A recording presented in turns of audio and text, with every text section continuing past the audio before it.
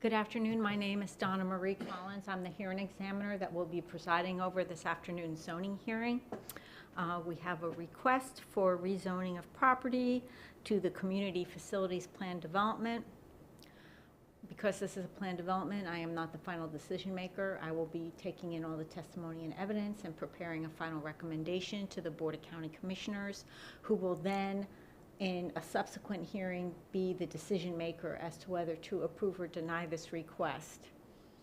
Only people who speak during this hearing will be able to address the board at the final hearing. Therefore, if you're a member of the public and you have specific concerns, I urge you to participate today so that we have an opportunity to address your concerns through conditioning, or if the recommendation is not to your satisfaction, you have an opportunity to make your case to the Board of County Commissioners.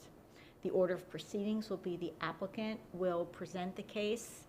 This will be the consulting team representing the property owner that wishes to develop the property. Their job is to explain why the request is consistent with the county's land development regulations and why it should be approved. Following their presentation, the county planner that prepared the staff report will make a presentation.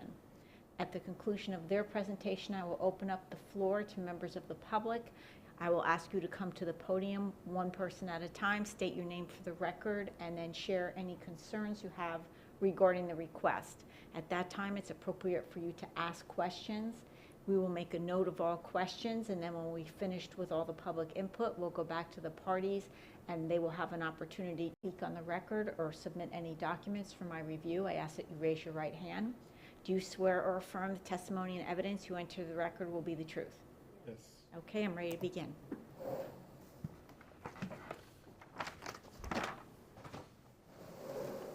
So, yeah, if I may hand out some of our exhibits. All right. And your name, sir? My name is Roberto Cabrera. I'm the pepper interpreter.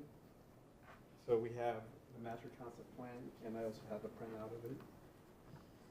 Now, is this a different version of the master concept plan than is with the staff report? It is an amended version, that's correct. It was provided with the 48-hour notice. Okay. And then we have resumes of who's presenting. Okay.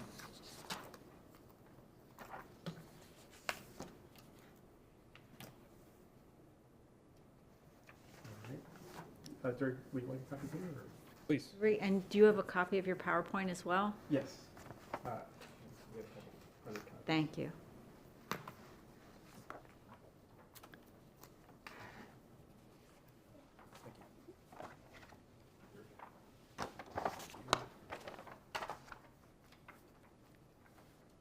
Thank you.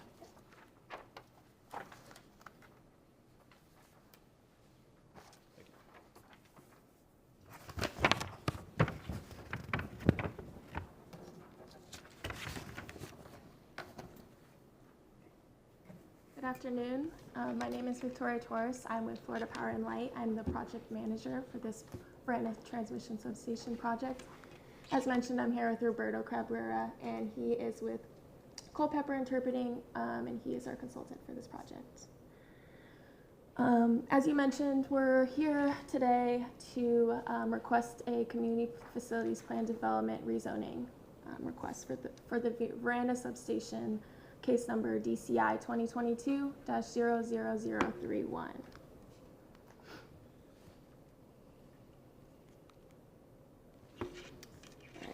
The subject property is located at 11090, 11130, 1150 Palm Beach Boulevard within the Caloosahatchee Shores Community Planning Facility, or Community Planning District, thank you. It's in District 5 also, and I'm blocking the third strap number, but the strap numbers are up there. So our company identified this location because it's already on existing FPL-owned property. It's near the Fort Myers plant along State Road 80 with proximity to existing transmission lines, which helps minimize costs for customers. In addition, this location we feel is least intrusive to the surrounding residents, and we have very little to no impacts to wetlands. Also, this project will provide essential electrical service in a cost-effective manner by providing energy to the entire region, which maximizes the system reliability, improving power transfer capabilities, serving the projected growth of the region, and also provides operational flexibility during contingency scenarios and weather conditions. And I'm going to hand it over to Roberto to go over the project specifics. Thank you, Victoria, and good afternoon to everyone. So we'd like to provide a concise overview of the master concept plan and some of the elements, and hopefully address how they're consistent with the Lee County's codes. This slide shows an excerpt of our master concept plan. We're requesting to rezone 3 contiguous parcels, totaling approximately 135.27 acres. The parcel's current zoning designation is a mixture of light industrial, agricultural, AG2, and commercial C2. And we're proposing, as previously stated, to rezone them to a Community Facilities Plan Development, CFPD. And this would allow us to build a electric transmission substation, which would fall under the Essential Services Facilities Group 2. Also on the slide, I'd like to highlight the pink diagonal hatch. That area is an existing agricultural lease, and we're proposing for that to remain in place.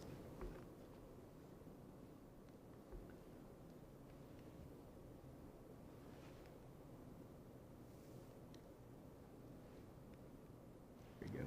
Sorry about that. On the next slide, we're like to demonstrate that our project area currently is proposed and limited to the area depicted in red. It's about 8.8 acres. This area includes the footprint of our substation, which is about 2.6 acres, and the retention pond. The remainder of the site is essentially going to remain undeveloped at this time. On this slide, I'd like to highlight some of the site plan elements that are going into this project. I'd like to start with the yellow square. That's the location of our proposed substation. It's going to be 276 feet by 313 feet. Around it in the red dashed line, that's a 12-foot high security wall. We also have a stormwater pond right next to it. Access to these improvements will be provided by the yellow highlighted existing path, which we're proposing to improve. So we're improving that by stabilizing it to be a consistent 14-foot stabilized path to the substation, and we're maintaining a clear span along that path. Access will be provided via Palm Beach Boulevard, State Road 80, and that's at the green node there. So at this location, we'll be providing a gate and a turnaround. The turnaround will be to provide safe, maneuverable access back on the State Road 80 for any passerby that accidentally gets on the road. The last thing on this site plan that I'd like to highlight, or the last two things, are the indigenous preserve, which is the dark gray hatch. We're providing the maximum available indigenous preserve of the qualifying existing indigenous preserve area, and that's about 9.4 acres. I'm sorry, 9.4% of the site, totaling 12.77 acres. And that light blue is the location of our existing transmission facilities. This shows the proximity and why we're selecting this site to tie into that existing transmission.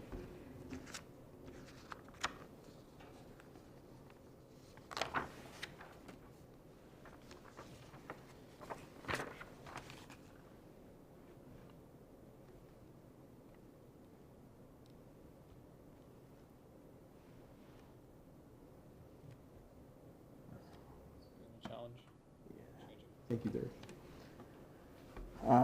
The next elements we'd like to highlight that we feel are important are the screening of the site. FP&L is providing a multi-tiered approach to screening.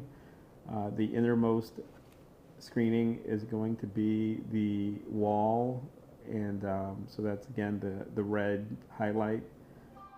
And we're also providing a hedge around the wall. This is a typical wall hedge package that FP&L does at most of their substations. An example of what this would look like is an example of another FP&L substation, and that's the photograph depicted on the right. The next element of the screening that will be provided is a perimeter landscape buffer for essential services facilities along the project area, and that's the light green area depicted on this slide. In addition to that, we're also providing landscape buffer, that's a type F buffer, and we're providing this at the current use single-family residential lot, which has also been approved for future commercial use. Could you point to where this buffer is that you're speaking of? It's the, it's this one here. So this is the type F buffer, and then this is the existing single-family residential use, future approved commercial use property. And then the last element of our screening will be the existing wetlands that, you know, we'll do minor removal of exotics and just any elements that might interfere with the transmission line tie-in point, but for all intents and purposes, it will remain in place. So I think that this battery dirt might, oh, there you go. So speaking of the screening, we selected two viewpoints kind of to demonstrate what this would look like from the public's perspective along State Road 80. We selected a viewpoint number 1 and a viewpoint number 2. Viewpoint number 1 is how it would look like in front of the existing residential property, and viewpoint number 2 is how it would look like in front of the only vacant parcel along State Road 80. So those two viewpoints are depicted on this graphic.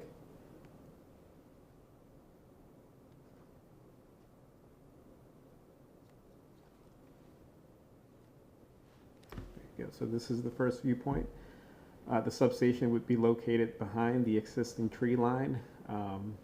So behind that, you would see our perimeter essential services and facilities buffer, and behind that, you would see our wall and hedge package. So for all intents and purposes, at State Road 80, it would not be visible at this location. And then the next slide is viewpoint number 2. This is the vacant property. On this picture here, you can see the existing transmission lines in the background, and our substation would be behind those, and also behind that existing tree line, followed by the perimeter essential services and facilities buffer. And then behind that would be our landscaped wall package. And then I'm going to turn it back to Victoria, and she will wrap up with the next few slides.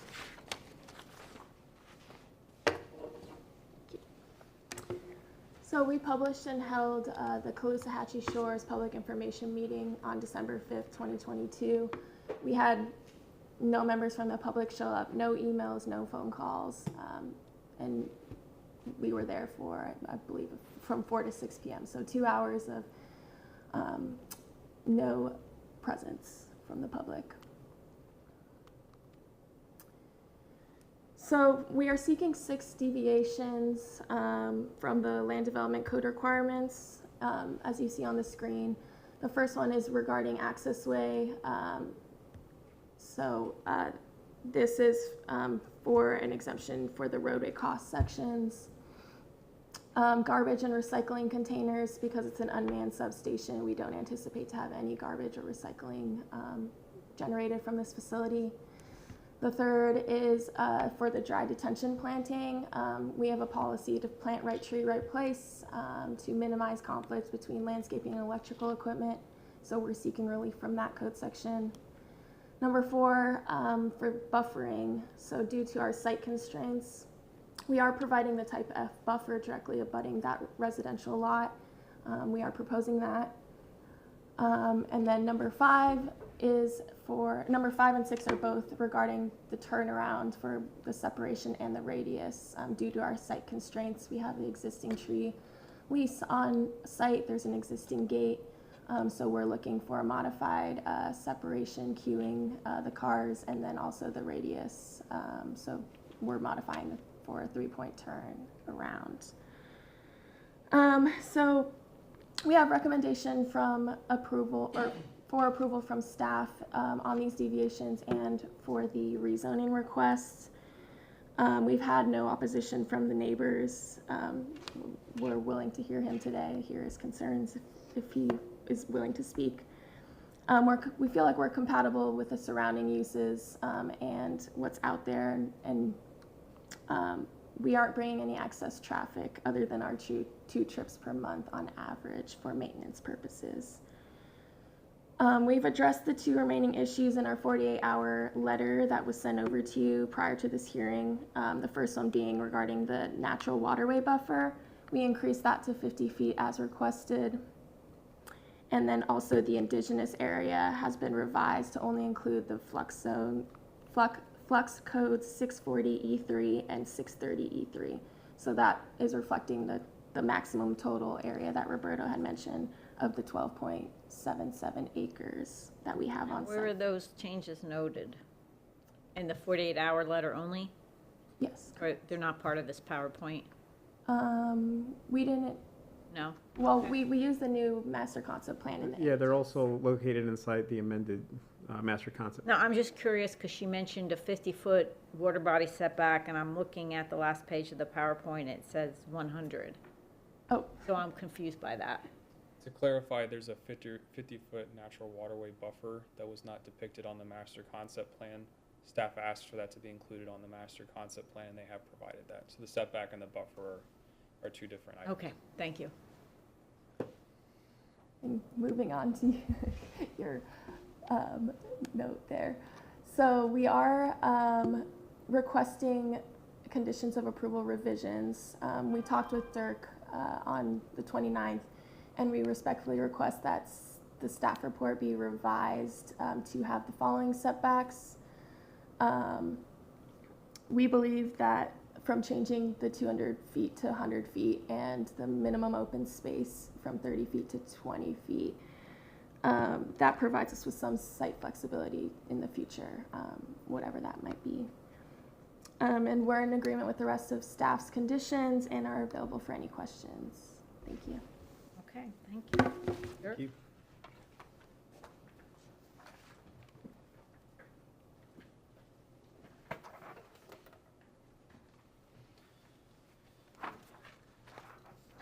Thank you.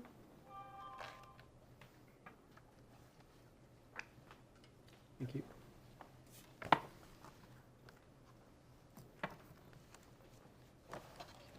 Hi there, Dirk Danley, I'm a principal planner in the zoning section of Lee County Community Development. I've previously been accepted as an expert witness in the Lee County Land Development Code and Lee Plan, and would like to do so again today. Yes, please proceed. This really isn't working very well. The applicant is seeking to Can request. somebody silence their phone so that it doesn't make that noise every time a text comes through? Thank you. The applicant is seeking to rezone 135 acres from light industrial, agricultural, and commercial to community facilities plan development to allow for an electric transmission station. This is an essential service facilities group 2. The applicant is not proposing any building intensity associated with this, just the mechanical features of the substation for their site. The applicant's already gone through their master concept plan, so I won't belabor that point, but I do want to note that the footprint technically is limited to this area and then the access way to get to it from State Road 80. The areas hatched in pink, as previously stated, are intended to remain agricultural until such time they come in for some other So rezoning requests or something else. the agriculture is in the north part of the site and also south, close to the roadway. Mhm. There is an agricultural affidavit attached to the staff report as well, just to lock those things into place. But with it memorialized in the master concept plan, it provides us some comfort that there's no development plan that we're not considering for these sites until FP&L decides something needs to go on there, or maybe never, and just have this locked in as the site plan is today.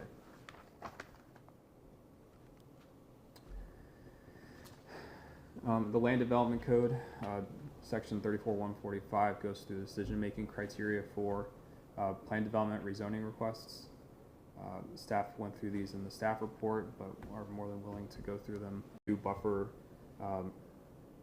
or deviation requests, it's number 3 and number 4. We'll go into that a little bit further on in the presentation. We find that the way this transmission station is packaged interior to the site, away from other uses, that it does provide compatibility with surrounding uses. We do think, based on the limited trips that are proposed with the site, that there is sufficient access to the property and sufficient transportation facilities to address that. The development footprint is predominantly in the upland areas, and we'll go through that a little bit more later on in the presentation. And then, although that won't require very many, it is served by urban services to facilitate the development. In terms of the actual specific plan development rezoning criteria, we do find that the proposed use is appropriate for this location. It's consistent with the future land use category that it's located in. It's adjacent to other FP&L facilities, and it's appropriately separated from other uses. We do find, as conditioned and with the deviations that we recommended approval for, that there are sufficient safeguards for the public interests nearby. And like I said, we'll go a little bit further into the deviations, but we do find that. Right, because this standard would only apply to the deviations that don't require the variance level of Correct. review. Right, so there's 4 of those, and there's 2 that require the variance level review. So there's a small piece of suburban future land use category. That's the piece that runs closest to Palm Beach Boulevard. That is simply providing the access portion of the property, or access portion of the development, to get to the actual public facility. And as stated before, the development impacts, aside from what's happening here or what already exists here in the wetlands future land use category, the remainder of development is intended to be in the upland areas of the site that are already designated as public facilities. So regardless of the previous zonings that were on the site, there was some consideration that there was going to be some form of public facility here for quite some time. And moving forward, the areas designated wetlands will remain wetlands with no development plan considered for the property today.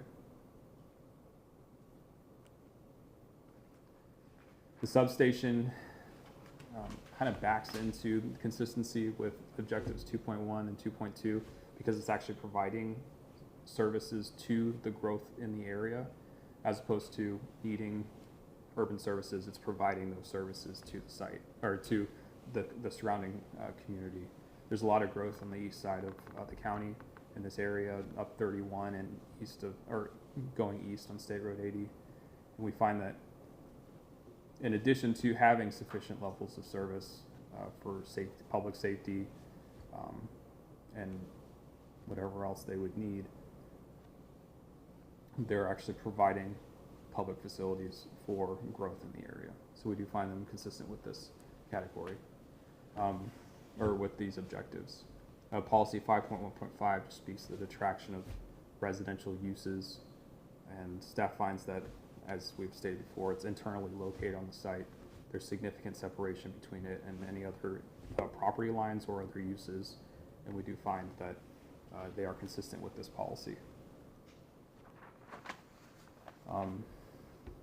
The property is in the Clusacci Shores Community Plan. The majority of those requirements in the LEA plan speak to residential and commercial uses.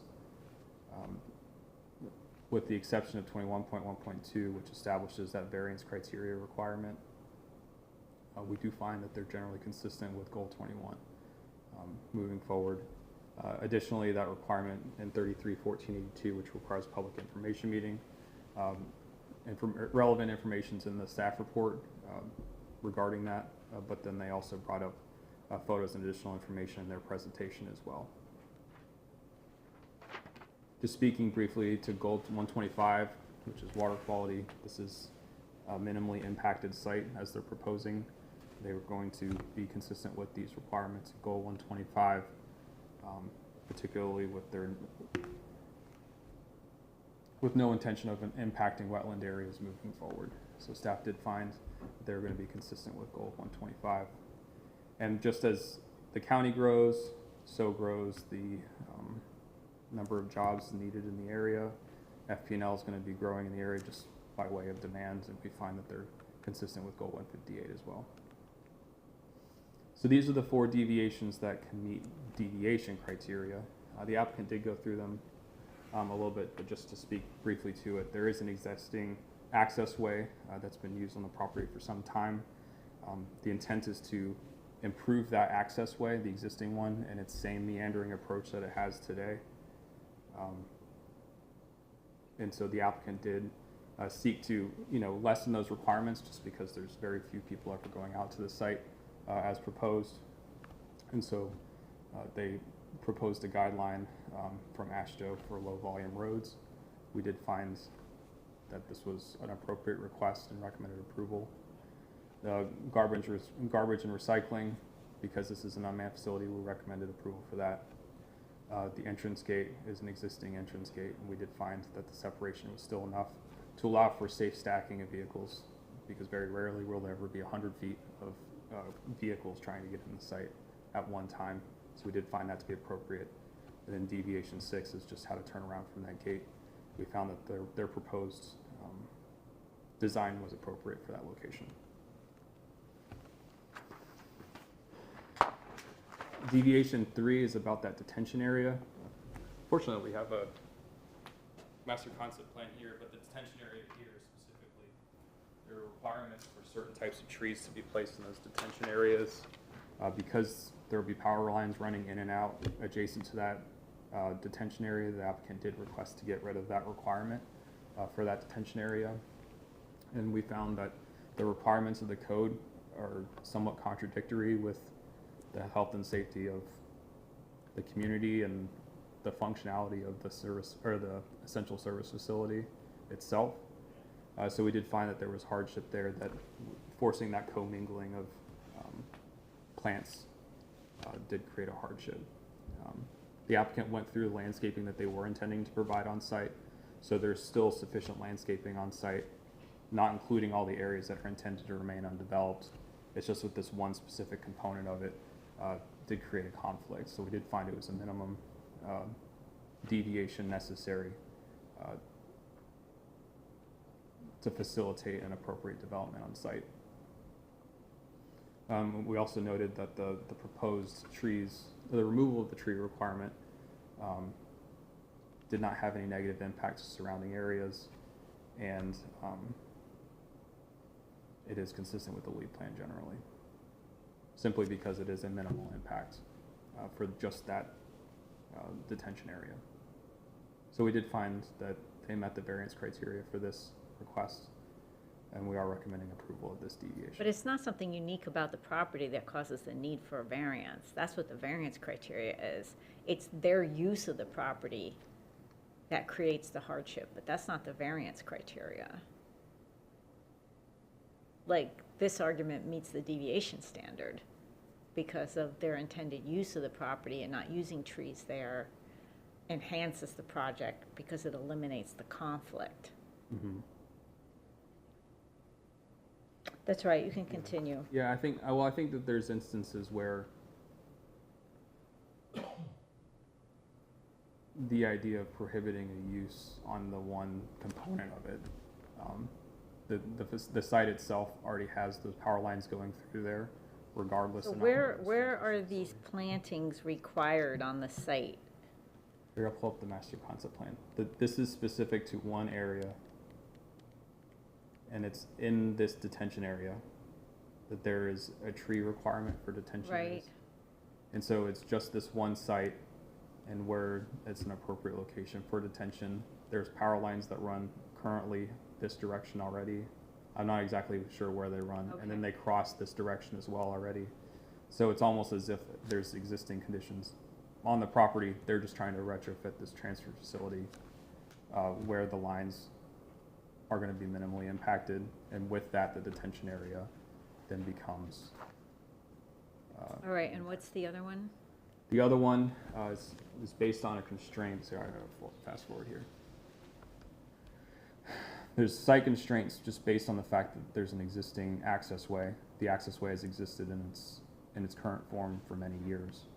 And that's prohibiting them from doing what?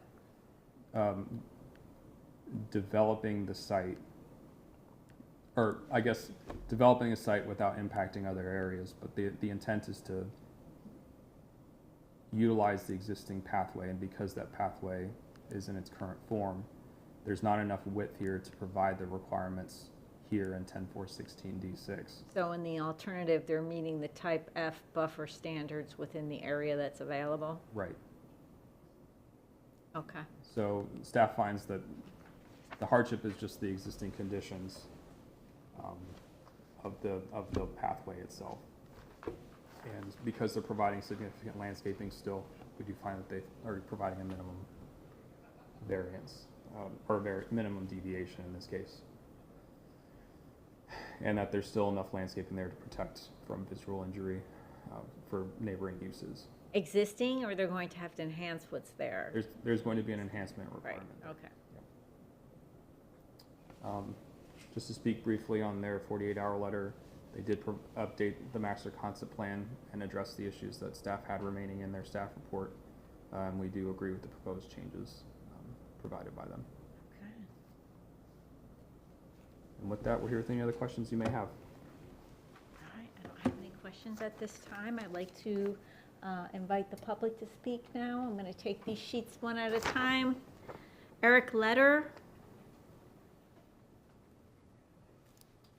Please come to the podium, state your name for the record, and if you wish, you can show me where you live or work in relationship to the aerial that I'll ask them to put up. Okay. Thank you for coming. Disappointing. You're welcome. I think the green button. All right. We're right in here someplace. Okay, so we get the master concept plan up now?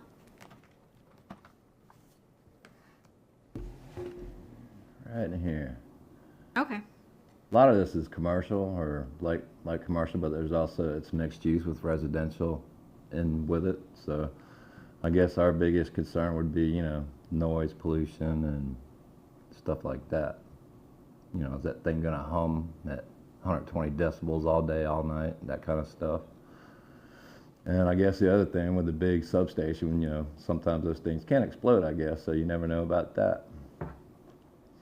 And I guess the third one is what they're calling wetlands, was really just ditches dug from FPL when they built it back in the day. I mean, it is grown over. There is a lot of, you know, like wetland material, and there's a ditch that runs right on this side and right here. It crosses over from here, goes underneath there, and it drains out here.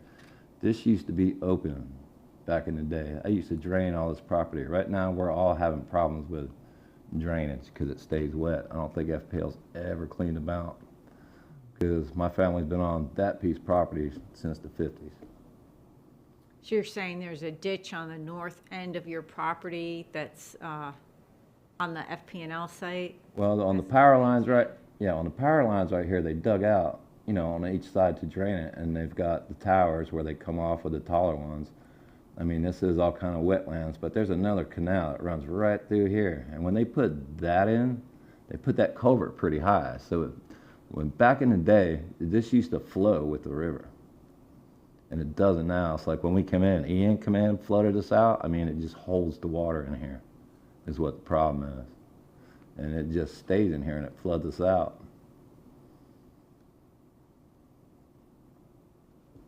That's all I got. Okay, Thank you All very right, much. all right, you're welcome. Is there anyone else here from the public that wishes to speak? No? Okay. I'm going to go back to the parties now. This is your opportunity to respond to issues that were raised by the public and to do your closing remarks. You want me to go? I'll start and then I'll let Victoria fill in. Okay?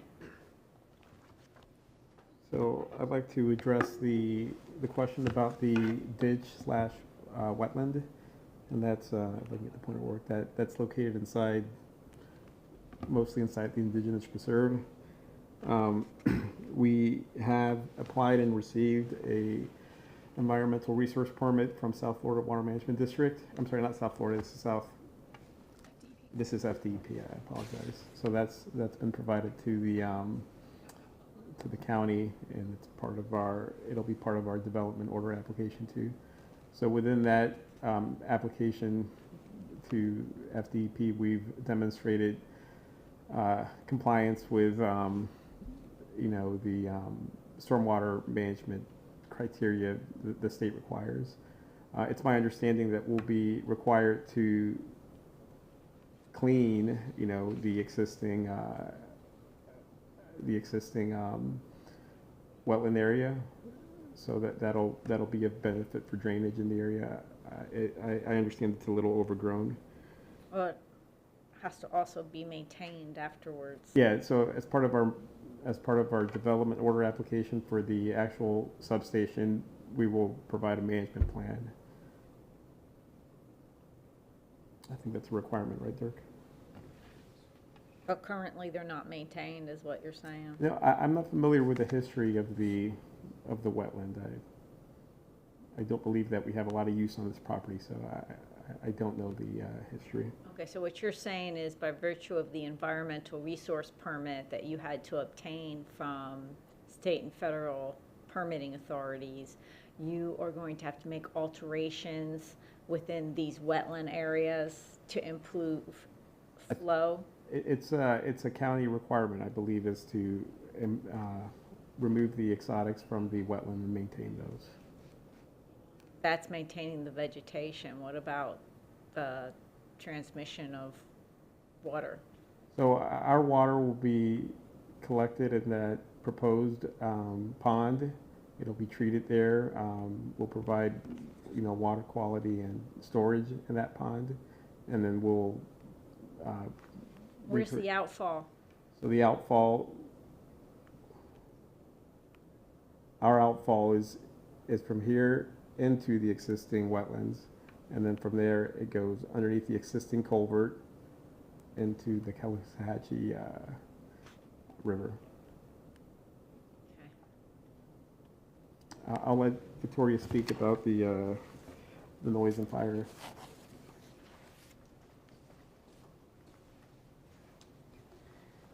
So, as Roberto mentioned, we are regulated by FDEP, so they set standards for our electrical facilities, and all of our equipment complies with that. So, we fall under the FDEP regulation for all of our substations, and you shouldn't hear any noise from where you are. And I believe that's it.